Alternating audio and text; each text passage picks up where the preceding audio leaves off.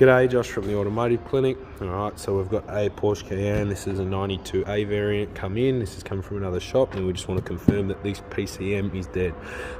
They've had a auto electrician out to it to check it before. He's poked and prodded powers and grounds at the computer. I have load tested every power and ground to this ECU, so all these big gauge wires here are your main battery inputs. There's two other small gauge ignition inputs as well. All our powers and grounds are fine. We've got the scope hooked up to the communication wires at the PCM and the ignition on. So what we've got here, we'll show you, that's our network there. Our communication to the PCM is fine, and the other two channels are on our ignition 12 volt feed and our ground, so our main PCM ground as well. As you can see, we've got good communication to the PCM. This PCM isn't turning on at all. There's no communications with it. I don't know what's happened when they've opened it.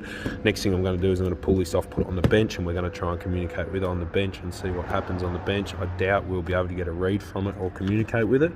At this stage, it's looking like it is going to need a new PCM. These are common for water damage as they live down in here. This is just a quick one just to show that. To condemn a computer, basically we want to confirm that our powers and grounds are good, so load test them all with an appropriate load across the powers and grounds, and then make sure you check the communication, make sure our cayanne network looks good at the PCM. As you can see, that looks completely fine. There's no dropouts, it's not wonky.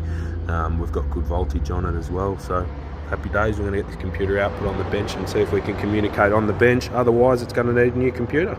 Alright, so we just attempted to take a read from this on the bench. The ECU, it does actually identify, but it won't communicate and it won't read the flash or the EEPROM data, so it needs a replacement ECU.